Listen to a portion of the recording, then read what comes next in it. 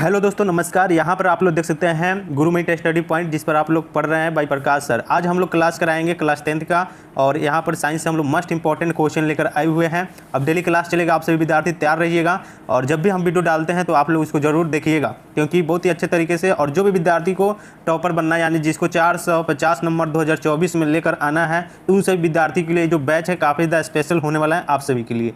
तो जल्दी से आप लोग क्या कीजिए, चैनल को सब्सक्राइब कर लीजिए, और जितने भी छात्र नए हैं तो आप लोग व्हाट्सएप ग्रुप पर भी ज्वाइन कर लीजिएगा, क्योंकि डेली व्हाट्सएप पर क्यूज कराया जाता है। तो देखिए, आप सभी यहाँ पर देख सकते हैं, सपने देखो और उन्हें पूरा करो, आंख में उम्मीद के ख्वाब भरो, अपनी मंजिल खुद तय करो। ठीक है, तो चलिए अब हम लोग जोरदार तरीके से क्वेश्चन को शुरुआत करते हैं। कल हम लोग पढ़ेंगे सोल्यूशन, यानी सोल्यूशन बोले तो बिलियन हम लोग कल पढ़ने वाले हैं। जैसे में आप लोग देख सकते हैं, चीनी और पानी का मिश्रण से क्या बनता है। चीनी प्लस पानी के मिश्रण से क्या बनता है, तो क्या बनता है, तो बनता है शरबत। आप लोग गाना सुने ही होंगे, जो गाना अभी चल रहा है, चीनी में पानी जैसे घोले राजा जी, घोले राजा जी। चीनी में पानी जैसे घोले राजा जी, घोले राजा जी। कमरिया घोले घोले, कमरिया घोले घोले घोले घोले डोले राजा जी। तो दोस्तों ये आप गाना तो सुने ही होंगे। तो चलिए हम लोग जल्दी से जोरदार तरीके से हम लोग क्या करते हैं, तो क्वेश्चन को शुरुआत करते हैं। और जो भी विद्यार्थी आप लोग जानते होंगे क्वेश्चन को, तो अवश्य ही आप लोग कमेंट कीजिए जल्दी से। तो चलिए हम लोग स्टार्ट करते हैं। पहला नंबर क्वेश्चन आपके सामने यहाँ पर दिया गया है।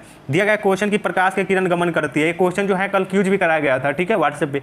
जो विद्यार्थी नए हैं उनके लिए आप लोग फिर से देख लीजिए। तो देखिए यहाँ पर दिया गया प्रकाश के किरण गमन करती है। तो प्रकाश की किरण जो होती है वो गमन करती है। कैसे गमन करती है बताना है आप लोगों को। ऑप्शन ए में दिया गया सीधी रेखा में, बी में देखिए टेढ़ी रेखा में, और सी में दिया गया यहाँ पर देखिए किसी भी दिशा में, और डी में दिया कि इनमें से कोई नहीं। तो इसका सही जवाब क्या होनी चाहिए, बिल्कुल इसका सही जवाब होगा ऑप्शन नंबर ए, सीधी रेखा में। देखिए जो प्रकाश के रेखा होती है, मतलब प्रकाश की जो किरण होती है, ठीक है, तो वो जो होती है वो स्ट्रेट लाइन यानी कि सीधी रेखा में गमन करती है। ठीक है, तो ये चीज़ आप लोग को याद रखना है। ऑप्शन नंबर ए जो है बिल्कुल इसका सही जवाब हो जाएगा। अब हम लोग चलते हैं नेक्स्ट क्वेश्चन में। आज हम लोग कुल टोटल 50 क्वेश्चन देखेंगे, जो VVI मोस्ट इंपॉर्टेंट क्वेश्चन है क्लास 10th वाले स्टूडेंट के लिए। ठीक है, तो चलिए हम लोग 2 नंबर क्वेश्चन यहाँ पर आप लोग देख सकते हैं। दिया गया कि प्रकाश का वेग न्यूनतम होता है, यानी जो प्रकाश का वेग होता है वो न्यूनतम होता है। कल बहुत सारे जो स्टूडेंट थे वो क्यूज में बहुत ज़्यादा गलत किए हुए थे। यहाँ पर देखिए न्यूनतम पूछा जा रहा है और अधिकतम पूछा जाता है। ठीक है, तो यहाँ पर न्यूनतम पूछा जा आ रहा है, तो आप लोग अधिकतम वाला मार दिए थे कल। ठीक है, तो ये चीज़ आप लोग को नहीं करना है। देखिए प्रकाश का वेग न्यूनतम होता है, तो ये में दिया गया है कि निर्वात में, जल में, वायु में और कांच में। देखिए जब न्यूनतम पूछेगा तब हो जाएगा कांच में, ठीक है, और जब अधिकतम पूछेगा तब हो जाएगा निर्वात में। लेकिन कल आप लोग जो है उल्टा आंसर दिए हुए थे क्यूज में। ठीक है, तो आप लोग उसका सुधार लीजिए। ठीक है, चलिए तो इसका राइट आंसर 2 का ऑप्शन नंबर डी हो जाएगा। नेक्स्ट क्वेश्चन तरफ में आप लोग चलिए। देखिए दिया गया है कि मोटर गाड़ी के चालक के सामने लगा रहता है, यानी जो मोटर गाड़ी होता है उसके चालक के जो सामने लगा रहता है, ये पूछा जा रहा है आपसे। ए में देखिए समतल दर्पण, बी में देखिए उत्तल दर्पण, सी में दिया गया है कि अवतल दर्पण, और डी में देखिए इनमें उत्तल लेंस। तो 3 का राइट आंसर क्या होगा, 3 का राइट आंसर हो जाएगा ऑप्शन नंबर बी, यानी कि उत्तल दर्पण। ठीक है, उत्तल दर्पण जो होता है वो साइड मिरर के रूप में इसका प्रयोग किया जाता है, मोटर गाड़ी के चालक के सामने लगा हुआ रहता है। ठीक है, इसको याद रखिएगा, VVI इंपॉर्टेंट क्वेश्चन है। जो हम क्वेश्चन आज बता रहे हैं 50 क्वेश्चन, इसमें से कम आपके एग्जाम में 10 क्वेश्चन आपके एग्जाम में पूछे जाएगा, क्योंकि 3 चैप्टर मिलाकर 50 क्वेश्चन हम बनाए हुए हैं, केमिस्ट्री से भी मिलाकर। ठीक है, यहाँ पर देखिए। चलिए अब नेक्स्ट क्वेश्चन तरफ में हम लोग चलते हैं। यहाँ पर देखिए दिया गया कि मोटर कार के हेडलाइट में किसका प्रयोग होता है। मोटर कार के हेडलाइट में किसका प्रयोग होता है। ए में दिया कि समतल दर्पण का, उत्तल दर्पण का, सी में दिया गया कि अवतल दर्पण का, और डी में दिया कि उत्तल लेंस का। तो 4 का राइट आंसर बताओ कि क्या होगा। तो 4 का राइट आंसर देखिए, हेडलाइट मतलब क्या होता है। देखिए जो गाड़ी चलता है उसके आगे जो हेडलाइट होता है, जो बढ़ता है, उसमें जो है उसमें अवतल दर्पण का प्रयोग करते हैं। और साइड मिरर के रूप में पूछेगा तो उत्तल दर्पण होगा, जब हेडलाइट पूछेगा तब वहाँ पर क्या होगा, तो वहाँ पर होगा अवतल दर्पण। यानी कि 4 का ऑप्शन सी जो विद्यार्थी कमेंट कर रहा है उनका बिल्कुल सही जवाब होगा। और जो विद्यार्थी कमेंट करेगा उसका रिप्लाई हम खुद देंगे, तो आप लोग जल्दी से कमेंट कर रखिए। ठीक है, हम सब किसी का कमेंट जरूर पढ़ेंगे। ठीक है, चलिए 5 नंबर क्वेश्चन देखिए। दिया गया है कि समतल दर्पण द्वारा बना प्रतिबिंब होता है। तो आप लोगों को, सभी विद्यार्थी को बता दूं कि जो समतल दर्पण होता है उसमें वस्तु का जो प्रतिबिंब होता है वो समान आकार का बनाता है। यानी देखिए यहाँ पर समझिए पहले, देखिए जितना बड़ा वस्तु रहेगा, ठीक है, उतना ही बड़ा प्रतिबिंब बनेगा समतल दर्पण में। समान आकार का प्रतिबिंब बनता है समतल दर्पण में। यानी बोले तो क्या होगा बाबू, वास्तविक होगा कि काल्पनिक होगा कि दोनों होगा, या फिर इनमें से कोई नहीं। देखिए जब यहाँ पर जो प्रतिबिंब यानी समान बनता है, वस्तु के अपेक्षा समान प्रतिबिंब अगर बनता है तो उसको कहते हैं हम लोग काल्पनिक प्रतिबिंब। ठीक है, चलिए ऑप्शन नंबर बी जो है इसका सही जवाब हो जाएगा। चलिए नेक्स्ट क्वेश्चन यहाँ पर देखिए। 6 नंबर क्वेश्चन दिया कि लेंस की क्षमता का ए सही मात्रक होता है। जो लेंस होता है, लेंस की क्षमता का ए सही मात्रक क्या होता है? डायोप्टर होगा, ल्यूमेन होगा, लक्स होगा या फिर एंगस्ट्रॉम होगा। तो देखिए 6 का राइट आंसर हो जाएगा ऑप्शन नंबर ए, डायोप्टर। सभी विद्यार्थी को याद नहीं होगा डायोप्टर, क्योंकि ये इंपॉर्टेंट क्वेश्चन है, मस्ट इंपॉर्टेंट क्वेश्चन। 6 का right answer option number A हो जाएगा। नेक्स्ट क्वेश्चन चलिए चलते हैं। यहाँ पर देखिए दिया गया है यहाँ पर कि प्रकाश की किरणों का पथ दर्शाने वाला चित्र को कहा जाता है। तो प्रकाश की किरणों का पथ दर्शाने वाले चित्र को क्या कहा जाता है? तो 7 का राइट आंसर हो जाएगा किरण आलेख कहा जाता है। ऑप्शन नंबर ए जो है वो बिल्कुल सही जवाब है। आप लोग याद करते चलिए बाबू लोग, ठीक है। यहाँ से ही क्यूज में रहेगा, शाम में क्यूज जो चलता है यहीं से रहेगा सभी प्रश्न। आप लोग जल्दी से व्हाट्सएप ग्रुप में नहीं ज्वाइन हुए हैं जो विद्यार्थी, तो वो विद्यार्थी जल्दी से जाकर आप लोग जुड़िए, क्योंकि बहुत सारे विद्यार्थी जो हैं व्हाट्सएप ग्रुप में क्यूज कर रहे हैं ऑलरेडी, और आप लोग जो हैं वो पीछे हैं। तो आप लोग भी जाकर ज्वाइन कीजिए, ठीक है। टेलीग्राम पर भी होता है, व्हाट्सएप ग्रुप में भी क्यूज होता है, ठीक है। चलिए अब चलते हैं हम लोग। यहाँ पर देखिए 8 नंबर क्वेश्चन दिया गया है कि 2 डिग्री क्षमता वाले लेंस का फोकसांतर होता है। यानी ध्यान से देखिए 2 डिग्री 2 डायोप्टर क्षमता वाले लेंस की फोकसांतर कितना होती है। तो देखिए यहाँ पर सिंपली से यहाँ पर दिया गया 50 सेंटीमीटर, 30 सेंटीमीटर, 40 सेंटीमीटर और 50 सेंटीमीटर दिया गया है। तो यहाँ पर आप लोग ध्यान से देखिएगा, मैंने आपको बताया था कि लेंस की जो क्षमता होता है उसका सूत्र होता है, लेंस की क्षमता P बराबर होता है 1 फोकस दूरी, ठीक है। तो यहाँ पर आप लोग देखिए, यहाँ पर सभी जो दिया गया है आंसर वो सेंटीमीटर में दिया गया है। तो यहाँ पर हम लोग क्या करेंगे, सेंटीमीटर में जब दिया रहेगा तो ऊपर जो है 100 से गुना करेंगे, ठीक है। 100 सेंटीमीटर से गुना करेंगे हम लोग, ठीक है, 1 में। तो क्या हो जाएगा, ऊपर हो जाएगा बाबू, ध्यान से देखिए, ऊपर हो जाएगा 100 फोकस दूरी। और फोकस दूरी कितना दिया गया है?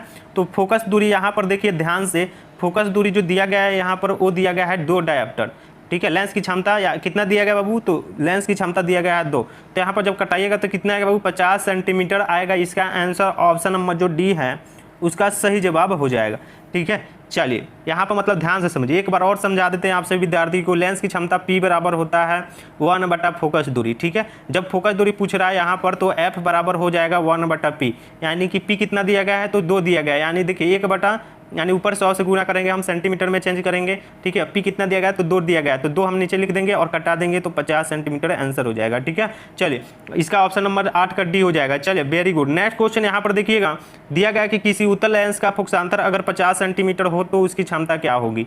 किसी उत्तल लेंस की बात किया जा रहा है। तो उत्तल लेंस में पहले मैं आपको समझा देता हूँ, उत्तल लेंस की जो चार्ज होती है वो धनात्मक होती है, ठीक है। लेकिन वहीं अवतल लेंस की बात की जाए तो उस पर चार्ज जो होती है वो निगेटिव होती है, ठीक है।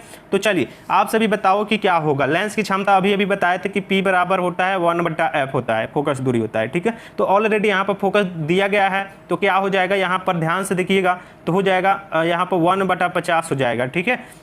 और हम लोगों को यहाँ पर सेंटीमीटर में दिया गया, यहाँ पर तो 100 से गुना कर लेंगे सिंपली से। तो अब बताओ यहाँ पर 50 से 100 में भाग दोगे तो कितना हो जाएगा बाबू? तो 2 हो जाएगा। यानी कि यहाँ पर उत्तल लेंस में दिया गया है तो यहाँ पर प्लस में 2 डायोप्टर हो जाएगा हमारा आंसर। यानी ऑप्शन नंबर जो डी है वो करेक्ट आंसर होगा, ठीक है। चलिए अब 9 नंबर हो गया, हम 10 नंबर में चलेंगे। यहाँ पर देखिएगा सभी विद्यार्थी ध्यान से, दिया गया कि प्रकाश के किरणों के समूह को कहते हैं।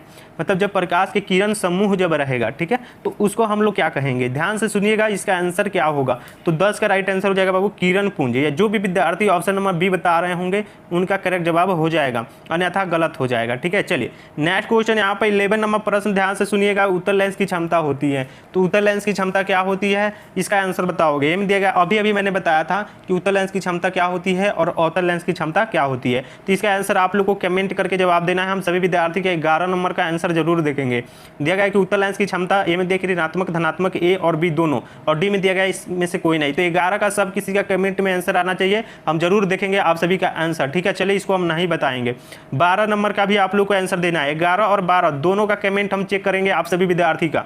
देखिए अवतल लेंस की क्षमता क्या होती है इसको बताइए, और उत्तल लेंस की क्षमता क्या होती है, दोनों का आंसर आप लोग का होमवर्क में रहेगा, ठीक है। चलिए नेक्स्ट क्वेश्चन यहाँ पर देखो, दिया गया है कि 13 नंबर की उत्तल लेंस को कहते हैं। तो उत्तल लेंस को क्या कहते हैं? ए में दिया कि अभिसारी लेंस, बी में दिया कि द्वि उत्तल लेंस, सी में दिया गया कि अपसारी लेंस, और डी में दिया कि इनमें से कोई नहीं। तो 13 का सही जवाब बताओगे कि क्या होगा, तो हो जाएगा बाबू अभिसारी लेंस। उत्तल लेंस को अभिसारी लेंस कहते हैं और अवतल लेंस को अपसारी लेंस कहते हैं, ठीक है। दोनों में अंतर आप लोग को याद रखना है, ठीक है। देखिए उत्तल लेंस को अभिसारी लेंस और अवतल लेंस को हम लोग कहते हैं अपसारी लेंस, ठीक है। चलिए नेक्स्ट क्वेश्चन 14 नंबर प्रश्न यहाँ पर देखो दिया गया है, ध्यान से देखिए, दे दिया गया यहाँ पर कि अवतल लेंस को कहते हैं। तो अवतल लेंस को क्या कहते हैं, इसका आंसर बताओगे। दिया गया है ऑप्शन नंबर ए में कि अभिसारी लेंस, बी में दिया गया कि द्वि अवतल लेंस और सी में दिया गया अभिसारी लेंस और डी में दिया कि इनमें से कोई नहीं। तो 14 का आंसर बताओ कि क्या होगा बाबू। तो 14 का ऑप्शन नंबर सी हो जाएगा, यानी कि अभिसारी लेंस। ठीक है, नेक्स्ट क्वेश्चन चलिए यहाँ पर देखिए दिया गया है 15 नंबर क्वेश्चन कि निम्नलिखित में से कौन सा पदार्थ लेंस बनाने के लिए प्रयुक्त नहीं किया जा सकता, जिसका उपयोग हम लोग लेंस बनाने में कतई प्रयोग नहीं करते हैं। ठीक है, ए में दिया गया है कि जल, बी में देखिए कांच और सी में देखिए प्लास्टिक और डी में दिया गया है कि मिट्टी। चलिए बताइए कि 15 का सही जवाब क्या होगा।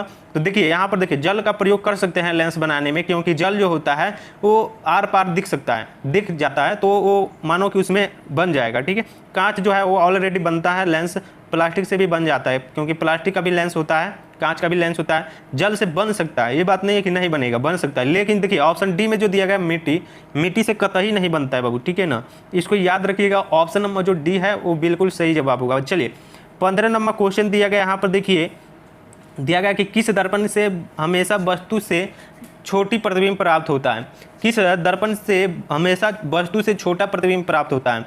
ये पहले बताइए आप लोग की 16 का राइट आंसर क्या होगा। तो ए में दिया कि समतल उत्तल और सी में दिया कि अवतल। तो देखिए इसका सही जवाब हो जाएगा उत्तल जो होता है, उत्तल दर्पण से हमेशा वस्तु का छोटा प्रतिबिंब बनता है। ठीक है, याद रखिएगा। देखिए हम लोग जानते हैं कि उत्तल दर्पण जो होता है उससे बड़ा प्रतिबिंब बनता है, बड़ा प्रतिबिंब बनने के कारण ही हम लोग इसको कहाँ पर उपयोग करते हैं बाबू। तो इसका उपयोग करते हैं हजामत के रूप में, मरीजों के कान नाक इत्यादि गले के उपचार के रूप में अवतल का उपयोग करते हैं। ठीक है, तो बड़ा प्रतिबिंब पूछेगा तो अवतल मारिएगा, समान आकार का प्रतिबिंब पूछेगा तो समतल मारिएगा, वस्तु से छोटा प्रतिबिंब जब पूछेगा तो आप लोग मारिएगा उत्तल। तो यहाँ पर इस 16 का राइट आंसर आप लोग को ऑप्शन बी मानना है, सही जवाब हो जाएगा। नेक्स्ट क्वेश्चन यहाँ पर 17 नंबर क्वेश्चन देखिए कि किस दर्पण से वस्तु का बड़ा प्रतिबिंब बनता है, किस दर्पण से वस्तु का बड़ा प्रतिबिंब यहाँ पर देखिए पूछ ही दिया। तो इसका सही जवाब हो जाएगा 17 का क्या होगा बाबू, तो हो जाएगा अवतल। अवतल से बड़ा प्रतिबिंब बनेगा हमेशा। ठीक है, याद रखिएगा सभी विद्यार्थी को। ठीक है, देखिए कितना जो है बेसिक तरीके से आप लोग को बता रहे हैं, एक भी क्वेश्चन आपके एग्जाम में छूटने वाला नहीं है। चलिए एक मोटिवेशन सार मैं आप सभी के सामने यहाँ पर बता रहा हूँ, सभी विद्यार्थी ध्यान से सुनिए। देखिए यहाँ पर उम्र थका नहीं सकती, ठोकरें गिरा नहीं सकती, अगर जीत हो जीतने की तो हार भी हरा नहीं सकती। देखिए इंसान सफल तब होता है जब वो दुनिया को नहीं बल्कि खुद को बदलना शुरू कर देता है। चलिए अब हम लोग जोरदार तरीके से नेक्स्ट क्वेश्चन तरफ में चलेंगे। आप सभी विद्यार्थी क्या कीजिए, एक बार लाइक वाला बटन जो है उसको दबा दीजिए, और जो सब्सक्राइब नहीं किए हैं उनसे थोड़ा सब्सक्राइब कर लीजिएगा। चलिए 17 नंबर हो गया है, अब हम लोग 18 नंबर प्रश्न तरफ में चलेंगे। यहाँ पर देखिएगा दिया गया कि प्रकाश के परिवर्तन के कितने नियम हैं, पहले ही बताइए। बिल्कुल बबू वाला प्रश्न यहाँ पर दिया गया है बाबू लोग, सब विद्यार्थी बताएंगे जल्दी जल्दी से। दिया गया प्रकाश के परिवर्तन के कितने नियम होते हैं, एक होते हैं कि दो होते हैं कि तीन होते हैं कि चार होते हैं। देखिए बताइए तो इसका राइट आंसर क्या होगा, तो हो जाएगा बाबू ऑप्शन नंबर बी, बिल्कुल सही जवाब होगा 2। चलिए नेक्स्ट क्वेश्चन तरफ में चलेंगे। 19 नंबर क्वेश्चन यहाँ पर देखिए दिया गया कि जब प्रकाश की किरण हवा से जब कांच में प्रवेश करती है तो मुड़ जाती है, कहाँ मुड़ जाएगी बाबू लोग, जल्दी से बताओगे 19 का क्या होगा। तो इसका सही जवाब याद रखिए कि अभिलंब के निकट मुड़ जाती है, ऑप्शन नंबर बी जो है वो सही जवाब होगा, इसको याद रख लो, इंपॉर्टेंट क्वेश्चन है। चलो 20 नंबर क्वेश्चन देखिए कि फोटोग्राफी कैमरे का अभिदृश्यक होता है। तो फोटोग्राफी कैमरे का जो अभिदृश्यक होता है वो क्या होता है, तो क्या होता है, ए में दिया गया कि उत्तल लेंस, बी में देखिए अवतल लेंस, सी में देखिए उत्तल दर्पण और डी में देखिए अवतल दर्पण। तो देखिए बाबू फोटोग्राफी कैमरे का जो अभिदृश्यक होता है ना वो होता है उत्तल लेंस, क्योंकि मैंने आपको बताया था कि देखिए मोबाइल कैमरा में भी हम किसका उपयोग करते हैं, तो उत्तल लेंस का, सूक्ष्मदर्शी हो या फिर दूरबीन हो, उत्तल लेंस का ही प्रयोग किया जाता है। ठीक है, इसको जरा याद रखिएगा आप लोग। चलिए अब हम लोग 21 नंबर क्वेश्चन तरफ में चलेंगे और आप लोग को जवाब देते रहना है। चलिए यहाँ पर देखिए, यहाँ पर इसका कमेंट करना है आप लोग को। देखो यहाँ पर क्वेश्चन जो सेट किया गया है ना, यहाँ पर देखिए साइड मिरर के रूप में प्रयुक्त होता है। 21 नंबर क्वेश्चन का भी कमेंट करना है, 11, 12 और 21, इतना क्वेश्चन को जो है ना आपको कमेंट में जवाब देना है। देखो यहाँ पर साइड मिरर के रूप में प्रयुक्त होता है, तो साइड मिरर के रूप में किस दर्पण का प्रयोग करते हैं, इसका जवाब आप लोग को जरा कमेंट करके बताइएगा, हम रिप्लाई जरूर देंगे आप लोगों को। ठीक है, चलिए नेक्स्ट क्वेश्चन 21 नंबर क्वेश्चन यहाँ पर देखिए दिया गया कि निकट दृष्टि दोष वाले व्यक्ति के चश्मे में होता है जो भी जो भी लोग को, ठीक है, यानी निकट दृष्टि दोष हो गया है, अगर उसका निवारण करना चाहता है, उपचार करना चाहता है जो व्यक्ति, तो उस व्यक्ति के चश्मे में कौन ऐसा लेंस लगाएंगे जो उसका आंख है वो ठीक होगा, वो दोष जो होगा उसका निवारण हो जाएगा। तो देखिए ए में दिया गया कि उत्तल लेंस, बी में दिया गया यहाँ पर देखिए अवतल लेंस, सी में दिया गया बेलनाकार लेंस और डी में देखिए इनमें से कोई नहीं। ठीक है, तो इसका जरा आप लोग को जवाब करके बताओ कि क्या होगा, सभी विद्यार्थी बताओगे। चलो तो इसका 21 का राइट आंसर हो जाएगा बाबू, अवतल लेंस का प्रयोग हम लोग निकट दृष्टि में करते हैं और उत्तल लेंस का प्रयोग जो होता है वो हम लोग करते हैं दीर्घ दृष्टि में, ठीक है, याद रखिएगा। चलिए नेक्स्ट क्वेश्चन यहाँ पर देखिएगा, दिया गया है प्रश्न कि मानव नेत्र में उपस्थित लेंस को कहते हैं, एंड जो हमारे आँख होता है, आँख इस तरह का बनावट होता है, ठीक है, यहाँ पर देखिए आँख जो होता है हमारा, ठीक है, तो ये बताइए आप लोग कि मानव नेत्र में उपस्थित लेंस जो होता है वो कैसा होता है, उत्तल लेंस जैसा या फिर कोई लेंस नहीं होता है या फिर अवतल लेंस जैसा। तो चलिए तो देखिए यहाँ पर देखिए मैंने आपको बताया कि उत्तल लेंस जो होता है वो किनारों की अपेक्षा बीच में जो होता है वो मोटा होता है, ठीक है, तो इसी को हम लोग क्या कहते हैं, तो इसी को कहते हैं उत्तल लेंस। हमारा जो आँख है उत्तल लेंस की तरफ व्यवहार करता है, ध्यान में रखिएगा। नेक्स्ट क्वेश्चन देखिएगा, 23 नंबर क्वेश्चन दिया कि निम्न में से किस दृष्टि दोष में नेत्र को क्रिस्टलीय लेंस यानी धुंधला अपारदर्शी हो जाता है। तो 23 का राइट आंसर क्या होगा, तो 23 का राइट आंसर आप लोग याद रखिएगा हो जाता है मोतियाबिंद, यानी जब आँख का जो क्रिस्टलीय जब धुंधला हो जाता है, अपारदर्शी हो जाता है, नहीं दिखता है, जो आँख होता है ना उसके जो काले जो होता है आँख में उस पर जो है वो एक परत जम जाती है, ठीक है, अपारदर्शी जो है एक परत जम जाती है, धुंधला जब आदमी को दिखाई देने लगता है, इसका कारण है मोतियाबिंद उसमें हो गया है, ठीक है, तो इसका right answer option number B होगा। चलिए 24 नंबर प्रश्न देखिए कि स्पेक्ट्रम प्राप्त करने के लिए किसका उपयोग किया जाता है। तो स्पेक्ट्रम प्राप्त करने के लिए हम लोग सिंपली से प्रिज्म का प्रयोग करते हैं और प्रिज्म का 5 सतहों से घिरा रहता है, इसको याद रखिएगा, इंपॉर्टेंट है, ठीक है। मान लो कि यहाँ पर स्पेक्ट्रम यहाँ पर रख दिया यानी प्रिज्म रख दिया, ठीक है, तभी यहाँ पर जब श्वेत प्रकाश आएगी इससे टकराएगी तो 7 रंगों में तभी जाकर भी विभक्त होगी, ठीक है, बिना प्रिज्म के ना होगी, ठीक है। चलिए नेक्स्ट क्वेश्चन यहाँ पर देखिएगा, 25 नंबर क्वेश्चन दिया गया है कि स्पेक्ट्रम में किस रंग की किरण का विचलन झुकाव कम होता है। देखिए यहाँ पर भी बहुत सारे विद्यार्थी गलती करेंगे, ठीक है, और एक क्वेश्चन कल शाम में क्यूज में रहेगा, तो आप लोग इसको ध्यान से पढ़िए और सभी विद्यार्थी को 20 में 20 क्वेश्चन का जवाब देना है क्यूज में, हम सभी किसी का 20 से कम किसी का भी नहीं आना चाहिए, ठीक है। चलिए तो स्पेक्ट्रम में किस रंग की किरण का विचलन झुकाव कम होता है। तो जब कम पूछेगा तो कम किसका विचलन होता है, तो सबसे कम जो विचलित होता है वो होता है लाल, ठीक है, विचलन मतलब होता है झुकाव, सबसे कम लाल का झुकाव होता है और सबसे अधिक बैगनी का झुकाव होता है, ये चीज़ याद रखिएगा। झुकाव मतलब क्या हो गया, मान लो कि कोई यहाँ पर हम लोग लाल रंग रख दिए और कोई यहाँ पर बैगनी रंग रख दिए, तो लाल रंग तो दूर से ही दिख जाएगा, बिना झुके लाल रंग दिख जाएगा, लेकिन बैगनी रंग में ज़्यादा झुक कर दिखना पड़ेगा, ठीक है, ये चीज़ पहले समझ लेना आपके लिए ज़रूरी है, ठीक है। चलिए नेक्स्ट क्वेश्चन यहाँ पर देखिएगा, 26 नंबर क्वेश्चन दिया गया कि दीर्घ दृष्टि के निवारण के लिए उपयोग किया जाता है, यानी जो दीर्घ दृष्टि होता है उसके निवारण के लिए उपयोग किया जाता है। एम देखिए गोलीय बेलनाकार लेंस या फिर उत्तल लेंस या फिर समतोत्तल लेंस या फिर अवतल लेंस। तो 26 का राइट आंसर हो जाएगा ऑप्शन नंबर बी उत्तल लेंस, ठीक है, याद रखिएगा। दीर्घ दृष्टि जब भी पूछेगा उसका निवारण तो उत्तल लेंस हो जाएगा और निकट दृष्टि पूछेगा तो अवतल लेंस हो जाएगा। बात क्लियर है कि नहीं है, एक बार यस जरूर लिखिए कमेंट में, ठीक है, यस एक बार लिखिए तो जरा देखते हैं कि कौन कौन विद्यार्थी कमेंट कर रहे हैं। चलिए यहाँ पर देखिए 27 नंबर प्रश्न पहले बाबू लोग देखिए, दिया गया है कि प्रिज्म से प्रकाश की कौन सी परिघटना घटती है। तो प्रिज्म से प्रकाश की कौन सी परिघटना घटती है, हम देखिए परावर्तन का, अपवर्तन का, वर्ण विक्षेपण का या फिर डी में दिया कि इनमें से कोई नहीं। तो देखो बाबू 27 का सही जवाब हो जाएगा वर्ण विक्षेपण।